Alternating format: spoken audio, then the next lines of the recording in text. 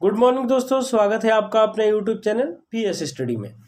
दोस्तों आज है 23 मार्च 2022 और 23 मार्च 2022 से करंट अफेयर्स के जितने भी इंपॉर्टेंट क्वेश्चन बनेंगे उन पे हम लोग चर्चा करेंगे। इससे पहले अगर आप हमारे चैनल पे नए हैं तो हमारे चैनल को सब्सक्राइब करना बिल्कुल ना भूलें, बेल आइकन जरूर दबा दें हमारे नए नए वीडियो से अपडेट रहने के लिए। दोस्तों 23 मार्च 2022 के जो करंट अफेयर्स के क्वेश्चन हैं उनमें से आज का पहला क्वेश्चन है, निम्नलिखित में से किस राज्य ने भूमि अभिलेखों तक आसान पहुंच सुनिश्चित करने के लिए दिशांक ऐप विकसित किया है।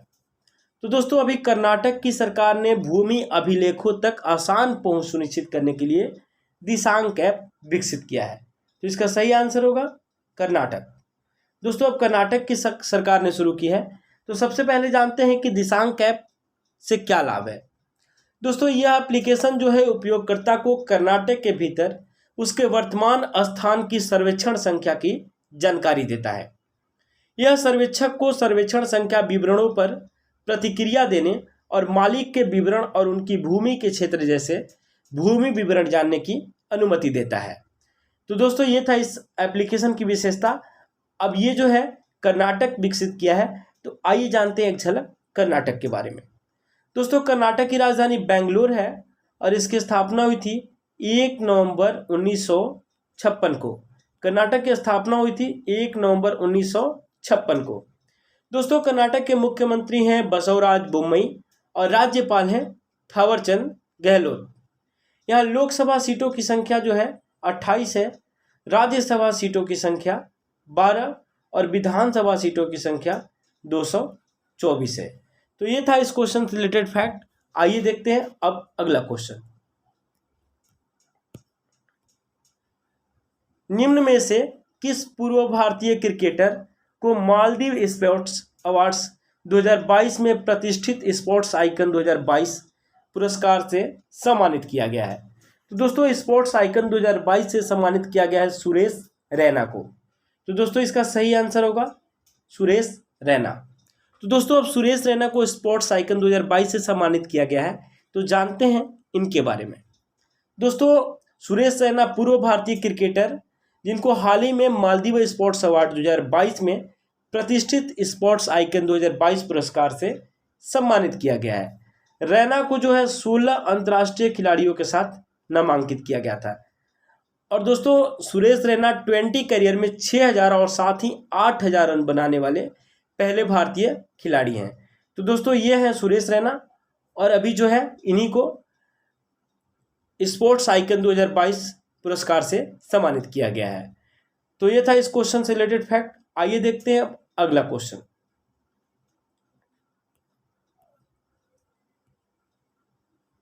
नाटो ने हाल ही में किस देश में बड़े पैमाने पर कोल्ड रिस्पॉन्स 2022 सैन्य अभ्यास का आयोजन किया है।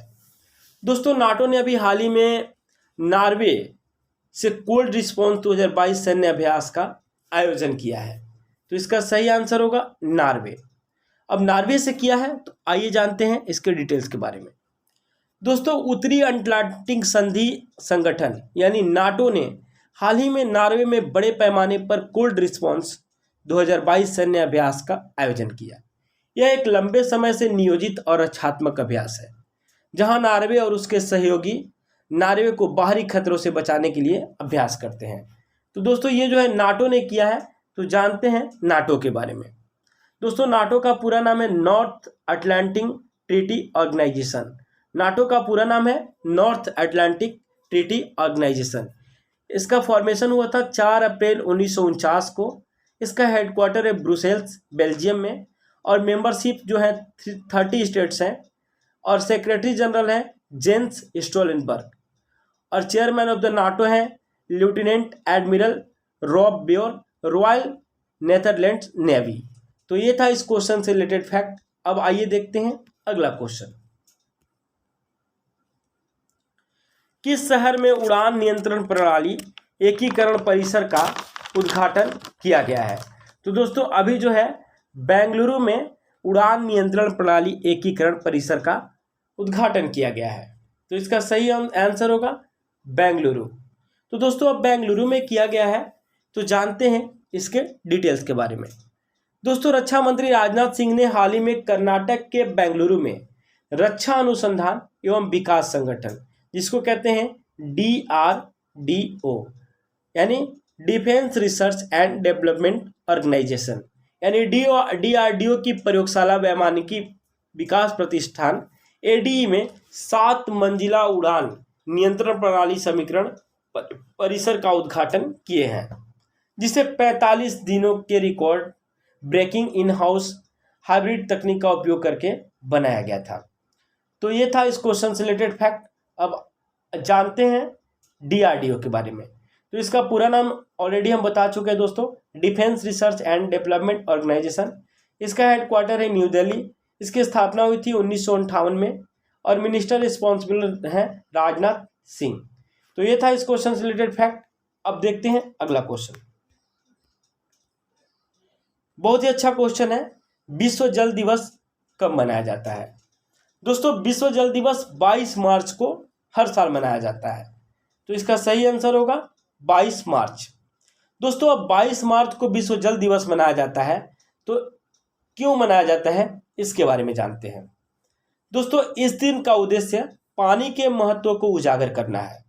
इसका उपयोग पानी के संसाधनों के अस्थायी प्रबंधन की वकालत करने के लिए किया जाता है। यह 2022 भूजल पर ध्यान केंद्रित किया गया है। इसको जो है 2022 के भूजल पे ध्यान केंद्रित किया गया है।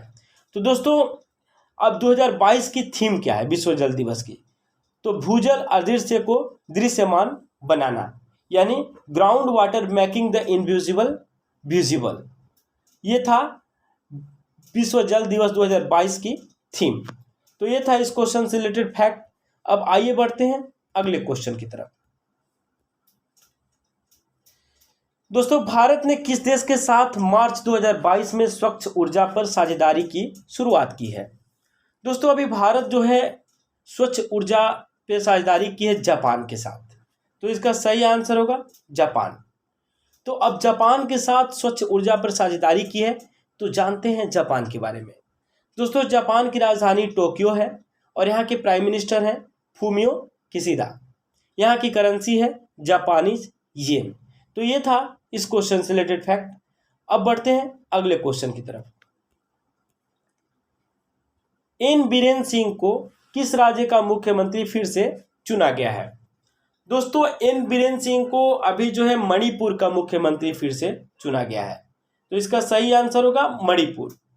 दोस्तों, बीजेपी नेता है एन बीरेन सिंह, बीजेपी नेता है और इनको जो है मणिपुर के मुख्यमंत्री के तौर पर लगातार दूसरी बार चुना गया है। यानी ये पहले भी रह चुके हैं, दूसरी बार बने हैं और उन्हें राज्यपाल एल गणेशन ने शपथ दिलाई।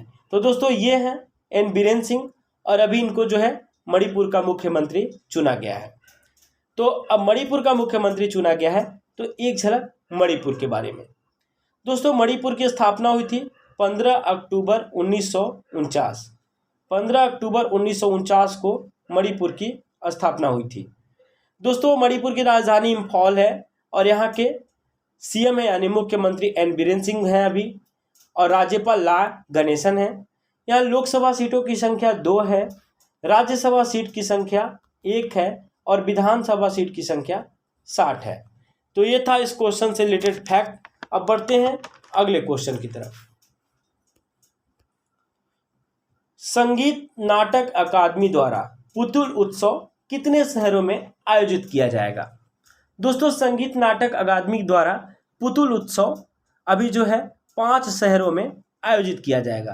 तो इसका सही आंसर होगा 5। दोस्तों, अब पुतुल उत्सव जो है इसके बारे में जानते हैं कि इस उत्सव के तहत होता क्या है। दोस्तों, कठपुतली नृत्य को लोक नाट्य की ही एक शैली माना जाता है पुतुल उत्सव को। यह अत्यंत प्राचीन नाटकीय खेल है जिसमें लकड़ी, धागे, प्लास्टिक या प्लास्टर ऑफ पेरिस की गुड़ियों द्वारा जीवन के प्रसंगों की अभिव्यक्तियों का मंचन किया जाता है। दोस्तों, इस महान कला को संरक्षित करने के लिए देश के 5 बड़े शहर जैसे हैदराबाद तेलंगाना, दूसरा वाराणसी उत्तर प्रदेश, तीसरा अंगुल ओडिशा और चौथा अगरतला त्रिपुरा, 5वां जो है दिल्ली में पुतुल उत्सव का आयोजन किया जा रहा है। तो दोस्तों ये है इस क्वेश्चन से रिलेटेड फैक्ट, और ये था हमारा क्वेश्चन का लास्ट, वीडियो का लास्ट क्वेश्चन। तो ऐसे ही हमारे वीडियो से जुड़े रहने के लिए आपको बहुत बहुत धन्यवाद। अगर हमारे वीडियो से रिलेटेड कोई भी सुझाव या शिकायत हो तो हमें कमेंट बॉक्स में ज़रूर बताएं। हमारा पूरा साथ देने के लिए आपको बहुत बहुत धन्यवाद। Thanks for watching my video.